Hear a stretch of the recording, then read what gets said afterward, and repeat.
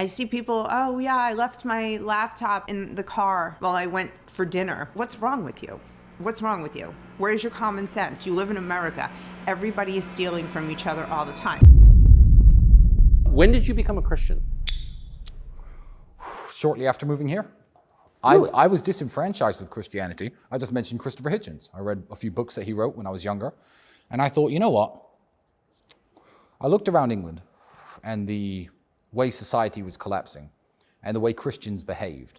I mean, this pride flags in churches, this is a relatively new phenomenon, but let's just say it started with versions of reality I saw like that. And I thought, you know, Christians don't really stand for anything anymore. I challenge any atheist to walk around Romania and just insult Jesus Christ to the normal Romanian man. People say, oh, well, if you insult the Prophet Muhammad, peace be upon him, the Muslims will punch you in the face. I think it's really sad that the general consensus is that Christians don't stand for anything anymore. It's not that we don't. I say this all the time, and it's so frustrating. I feel like a broken record, but we're not screaming in the streets about it the way the atheists are, the way the people who insult Christianity are, the way the people who have twisted Christianity and put rainbow flags on crosses, the people who say that you can be anything you want, that you're not what God created you to be. Those are the people that are out in the streets screaming. And then the real Christians are just staying home and being Christian-like. And then there's the cultural Christians, which I was for a lot of years. I was raised Catholic. I did the baptism, the communion, the confirmation. I really kind of went to church once in a while, definitely went for funerals and weddings. I was a cultural Catholic, but I wasn't really living a Christian life. So that is unfortunately a tremendous number of Christians. So those are the people he's talking about. But it is important to remember that there are a lot of people who are doing the right thing and who are living by the Bible, or trying to, which is what we're called to do. Go and do that in Romania and insult Jesus. The Romanians stand for something. And I saw how Christianity holds this country together. You couldn't wear that watch in London. Walking around London with that watch and no bodyguards could be a death sentence. You could get as drunk as you like by yourself in any bar in Bucharest with that watch on and no one's going to steal it from you. The Romanian people are good people, and Christianity is what helps hold the society together. Also, the maternal grandfather of my daughter is an Orthodox Christian priest. So even when I was dating his daughter, he was insisting the grandkids have to be baptized, etc. And I fell back into Christianity by reading the Bible cover to cover 6 years ago. And it opened my eyes. When I hear him say that you can walk down the street in Romania and no one's going to try to rip the jewelry off your neck, that sounds so foreign to me. That sounds like a fantasy land. Because here in America, even in safe neighborhoods, and maybe this is because I have common sense and I was born and raised in Brooklyn and I've seen, a lot of what the streets can do. Even in a safe neighborhood, I'm extremely careful with how I hold my bag and what jewelry I let show, what jewelry I will even wear out in public if I'm going to be walking even a couple blocks on the street. I mean, you have to be so careful here. I see people, oh yeah, I left my laptop in the car while I went for dinner. What's wrong with you? What's wrong with you? Where's your common sense? You live in America. Everybody is stealing from each other all the time. So the Christian values, I guess I'm contradicting myself and proving his point. The very basic biblical values from the 10 Commandments, thou shalt not steal, that, I don't know. Why do we have so much crime if people are decent? I see people say, I think most people are generally good. Then why do we have so many problems? Why are we afraid to walk down the street? Why is it considered impractical and foolish to walk down the street in America, especially in big cities? Now, I'm sure if I talk to somebody from small towns, they would say it's not like that. Going there would take me a long time to get used to being off my guard in a small town in America where people say it's safe, or in Romania. I would still be on guard for, months at least before I calm down, because they've got us all flipped out. It's a shame. What I was standing against as an atheist. And I thought, why would I stand against this? And then look at atheists. Go to these men standing naked with their dicks out in front of kids, These people aren't Christians. Look at how the atheists behave, how they fetishize serious issues like abortion. The most important thing he said there was, I thought, look at the atheists. I thought, why would I be an atheist? This doesn't align with my values. He put some critical thinking into it. And what do we see now? We see people walking around screaming in the streets, fighting online without any critical thought. It is all just talking points. They haven't really sat back and considered what they think. And does it align with my values? They haven't sat down and said, let me do a little more homework and really put my thinking cap on here and get all the facts. Thinking has gone out of style. Think about that for a second. That is so scary that the average Joe anymore does not spend time truly contemplating things. You want proof? Just ask somebody. When they give you their opinion on something, just ask a couple of polite, probing questions. Oh, you can say, tell me more about that. How did you come to that conclusion? What makes you say that? 99 out of 100 times, they will say, I don't know. You'll get a blank stare. Or you'll say, oh, just because. Or they'll give you some ridiculous, vapid answer that is a non-answer. Because nobody uses their head anymore. Be the person that does the homework, that read the book, that contemplated both sides and tried to put yourself in somebody else's shoes and really tried to think something through. Try that. That's what he did. And he's more content, and he's a better person than he was 10 years ago. He'll say it himself, the business that they were in back then, they wouldn't get into that business today. They've grown up. They've grown. And that's the whole point of living, isn't it? Do you think the monarchy will continue? If Charles dies soon, and I hope he doesn't, I believe that people will rally behind William in a way they have not rallied behind Charles. I believe that William is a much more popular figure. I believe that William has less skeletons in his closet, let's say. I believe that he could revive the English love for the monarchy, which died with Queen Elizabeth II. Not just William, but Kate. Think about that for a second. If you're a young man watching, or if you're a young lady watching, think about the kind of woman she is. She has such a fan base because she is intelligent and classy. She dresses like a lady. She's absolutely gorgeous. She's a dream come true, but she doesn't look cheap. This woman alone, with this young man who has an impeccable reputation, except for anything that skank Meghan Markle said about them, and her reputation and credibility is in the gutter, so it doesn't really matter what she has to say, quite frankly. They have such a good way about them and such a beautiful little family. Not to say that they're flawless or that their lives will always be flawless, but they are leaders and they're beloved. So yes, I agree with Tristan that William, alongside that wonderful woman that he chose, they're going to keep the monarchy alive. It depends how long Charles is the placeholder. But unfortunately, everything great about England is being destroyed. And the royal family is one of those institutions that I believe to be a great institution, one of the great things about England. So there are people actively seeking to destroy it. If I had my way, the monarchy wouldn't go anywhere. But why are people seeking to destroy it, do you think? And more broadly, the West? Well, they don't want anybody to have anything to be proud of. It's the reason buildings are ugly. It's the reason they'll take down your national flags. It's the reason they allow mass amounts of unchecked immigration of people from different cultures, some of them good, some of them bad, to flood into your borders. They just don't want anybody to have anything to rally behind, whether it be a flag or a monarch, so then they can just divide people and tell people how to think, what to do, how to behave, Not only is it that they don't want people to be proud of anything. Yes, they don't want people to achieve. We look at America and we look at what I was raised, the credos that I was raised with. You can pursue anything, you can build anything. This is the land of opportunity. Now they're teaching kids this is the land of oppression. This is the land where everybody's holding you back. You're not going to ever get anywhere. I mean, what are you talking about? So they want people broken, then they want them sad, they want them divided. You can look at our education system. It used to be the top in the world. Now it's just like boom, boom, boom, boom, boom. We're bottom of the barrel. Half the kids in America can't read at their grade level. More than half, but we've got literally kids graduating high school with third grade reading levels. If they cared about giving people something to be proud of and achievement, it would start right there from kindergarten. But they don't, because we're easier to control when we're divided, when we're dumb. Another way that they do it is with the language. So here in America, it used to be you came to America, you learned how to speak English. We do not have an official national language. But everybody learning how to speak English as an immigrant when they came here, you know what that did? That united everybody. We all were able to get to know each other. So yes, even if we lived in separate neighborhoods, the Irish lived here, the Italians lived here, the Russians lived here, the Puerto Ricans lived here, the Jewish people lived here, the blacks lived here. We had separate, but when we integrated, we all got along. We were okay with each other, or we could at least talk to each other and get to know each other on a human basis. Or if you did have a neighbor that was from a different culture, they learned how to speak English.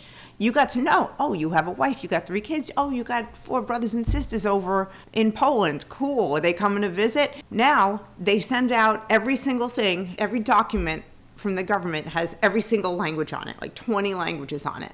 So nobody really has to learn how to speak English. Keeps us divided, keeps us looking at each other skeptically, because human nature is you need to get to know each other or you're going to be skeptical of strangers. And if you're not skeptical of strangers, then you have no common sense. You're a nitwit. So it's systematic, purposeful, and all that shit. They say it's all for diversity's sake, because those people deserve to have all the things that they had in their other country when they got here. Really? Really? When I go there, does everybody roll out the red carpet and everybody make sure to write everything in English for me when I go to China? No. And I don't expect them to. I should go there. I'm visiting their home, their house. I assimilate to their rules. If I go to somebody's rules and there's no smoking and I want to smoke a cigarette, I don't smoke sitting at their dining room table. You assimilate to where you go. Anyway, it's a lie. This whole diversity, equity, and inclusion is a lie, and it is actually what it's doing is dividing people more and making people angry and frustrated and hate each other. And it's working. Have you guys always lived together? Yeah, always. Always. From living in my mother's house to moving out together, and I don't know why I wouldn't live with him. And people say, like, oh, it's weird you share a house. I've got 9 bedrooms. You've seen this place. If I want private space, if I want to sit by myself or with my girlfriend, or, I've got plenty of room to be alone, but he's always... Why do people say it's weird to live with your brother? I have no idea. I feel like Western society, the ideas that are purported to young men to divide, if you have 3 or 4 brothers in a family, go to different universities, study different things, pay a bunch of different rents to a bunch of different people. The idea, which is more Middle Eastern, of pooling your resources and keeping the family together is not something the West pushes anymore.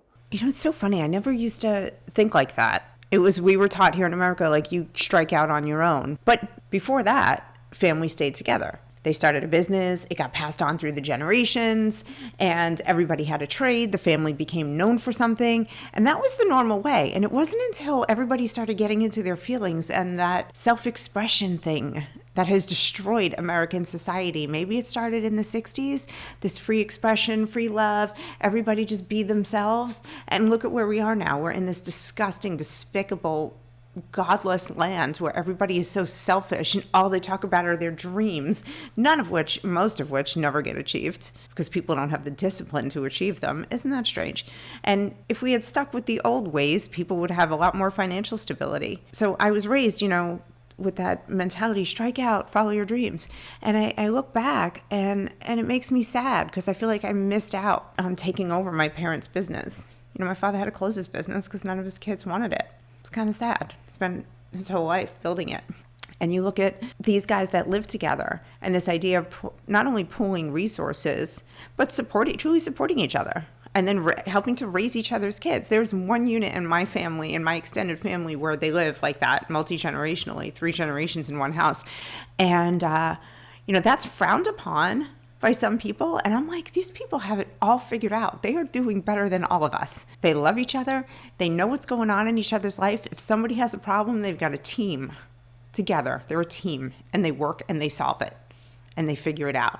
And I hear people say, as soon as my kid turns 18, they're getting out. They go out on their own. And I'm like, what's wrong with you? Let the kids stay. Not to baby them. They still have to have responsibility and build a life. Let them work. Let them save. Let them buy property. Build something. Instead, kick them out so they can go pay rent to somebody else and throw money down the drain and have no head start in life. I mean, I guess if I lived with parents that wanted to kick me out and they wanted me out the door, I'd want to go. But it's kind of sad. We're doing it all wrong. We've got it wrong. Let's go backwards. Let's go back to what was working when society was civil. People were happy. There was less depression, less crime. I don't know. It's not that crazy of an idea. Do you think, since you spend a lot of your life thinking about communications, the media, social media, like, where are we in 5 years? Is speech restored to the average person, or is there less speech? I would say, without trying to kiss your ass, because I'm not an ass kisser, that's down to people like you fighting the good fight. Depends on the American political climate, which obviously you have a lot of sway over, and America is the king of the world, whether anyone likes it or not.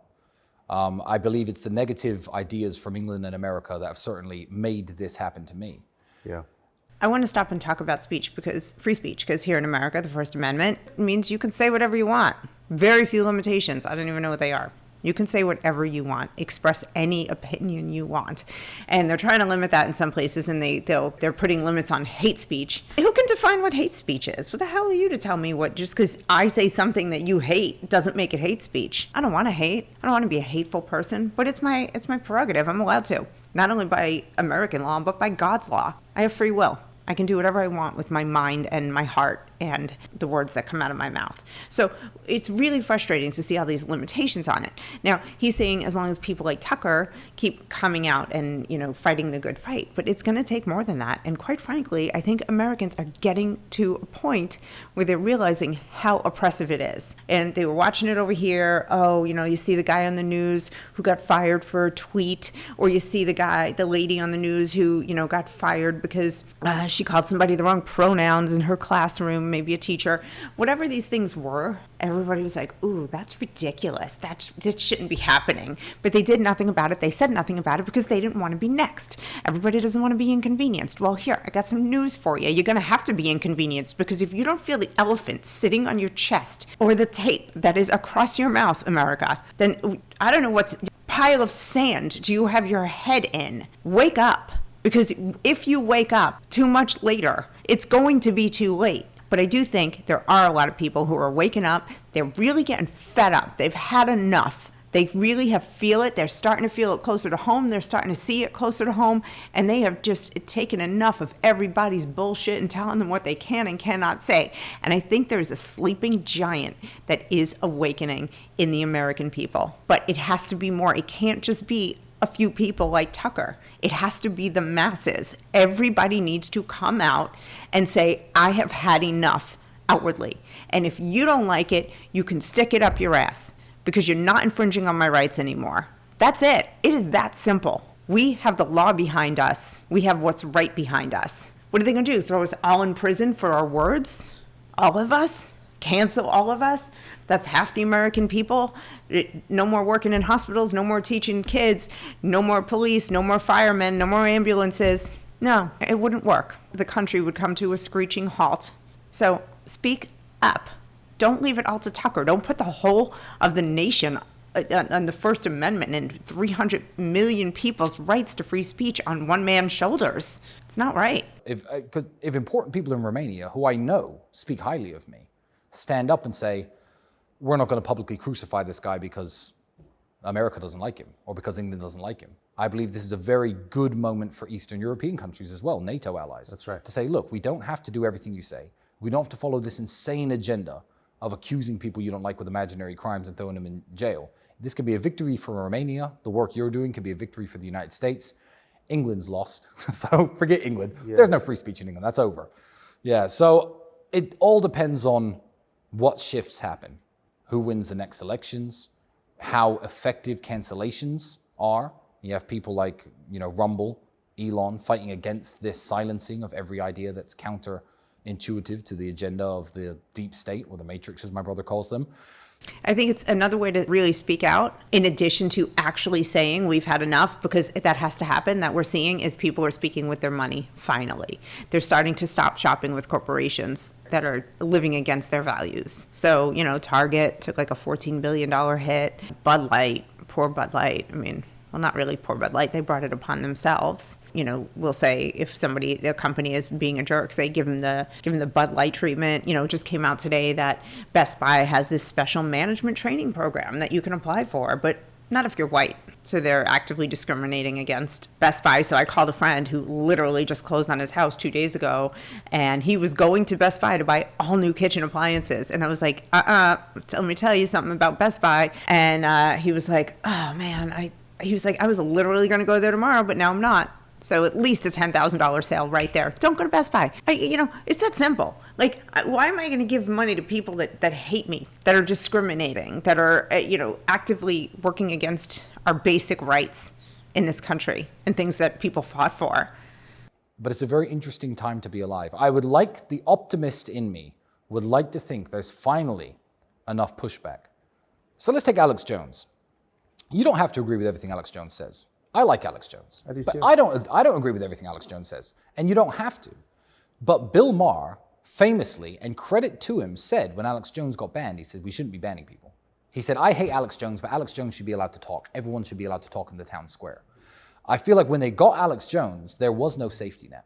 He is a warrior, and he continued fighting, and now he's back in the mainstream. Good for him. Well, this may seem obvious to some people who are in the know here, but if you're young and you've only recently started learning about politics, you see the left and the right. This progressive lunacy that you see in the Democrat Party is new.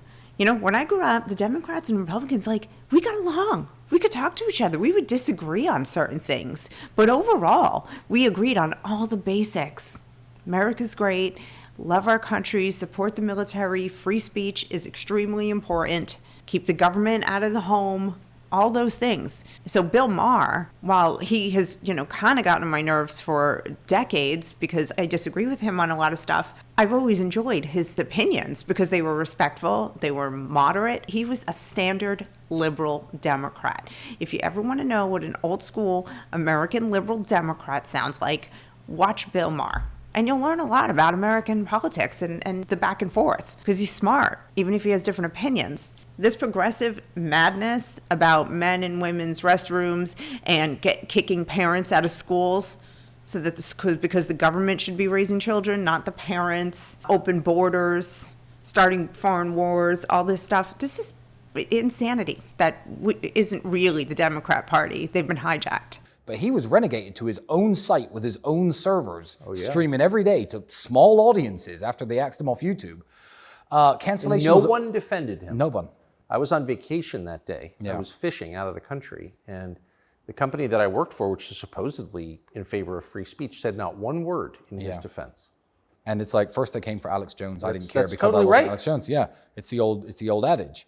So now there is I don't even want to call it counterculture, but if you cancel people, look, they canceled Andrew. How successful was that?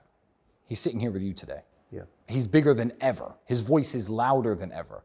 Now, thanks to people like Alex Jones, who took the initial brunt of the weapon, the cancellation weapon, now there are lots of different platforms, lots of different apps, lots of different applications. I mean, Elon's taken over Twitter, which was a mainstream app, which censored people very heavily. The pushback has started. Yes, the pushback has started, but remember, it wasn't that long ago. I think it was a couple of years ago. There was a new social media website similar to Facebook, but I think it was called Patreon, if I'm not mistaken. And Amazon Web Services, which is like the big, listen, I am not a techie, but basically the hub of where all the websites live and that they have to go through in order to reach us and our devices, they just removed it from the internet. Notice they can't remove child sex trafficking websites. That's too hard for them. But when a free speech social media platform came out, this is before Elon took over Twitter. This is, when Zuck and his cronies and Dorsey were just censoring everybody. They literally killed it. He's saying yes, things are getting better and these other platforms are coming out. And yeah, we have Rumble and we have Twitter. But what's to stop them, the powers that power the internet, from pulling those down again? I'm still feeling a little damaged from that one. From Patreon getting killed. What else can they take down? What else have they taken down that I don't even know about? I still have so much distrust for the people that hold, the real puppet strings. So the optimist in me would like to look at the trend line and say things are getting better as compared to when they canceled Alex 6-7 years ago. It does feel that way. Yeah, it does feel that way. So I'm going to be hopeful for the future. But also, I don't know what these people are capable of. I don't know what they're capable of. Look what's happened in my life. This is unthinkable. 2 years ago, if you were to say, hey, Tristan, you'd be in jail for human trafficking, I'd be like, what? Human trafficking? Prison? How long have you been locked up in prison and in your home? I have not been free since December 29th of 2022. So I'm going to leave it at this. What he said, we don't know what they're capable of. I guess the bottom line there is we cannot, even if things get better, we cannot ever let our guards down again. Look at the state of the world. We can't coast. And that's just it. We get lazy as a society. Here in America, we got lazy. Things were good for a few decades and everybody, was, just busy and entertained. The Roman circus was going on. We got the NFL, the NHL, and then they even, pushed women into sports and called it their right. Whatever. I don't have a problem with women's sports, but, they wanted to make sure that the women were distracted and entertained too. So everybody is at the circus eating popcorn and not paying attention. And meanwhile, the government is turning into this corrupt shithole nightmare that's taking away our rights and ruining our lives. And now we're in a state where everybody is divided. People are screaming at each other. Yes, I do think Tristan's right that we are on a slow recovery, but I disagree a little. I think we're going to be on a slow recovery. I don't think it's gotten bad enough yet, because that sleeping giant that I was talking about that needs to be awakened in the American people, we have to hit rock bottom first. And as bad as it is, we're not there yet. It's going to get worse, and then it will get better. But we must never, ever, ever let our guard down again, because I'm not going through this shit again. I'm not. And I'm not watching all my friends and family go through this shit. I'm seeing people lose jobs, people not being able to feed their families right, having to put groceries on credit cards. I mean, get the hell out of here. Not happening again. Let's get out of this mess. Let's clean it up once and for all. And we can't raise our kids to be whiny little crybabies again. We've got to toughen up, and we've got to remember to stay tough. All right, I'm mad. All right, thanks for watching, guys. I hope that that Tristan and Andrew do more interviews. This was a particularly interesting one because they didn't talk about just all the same stuff.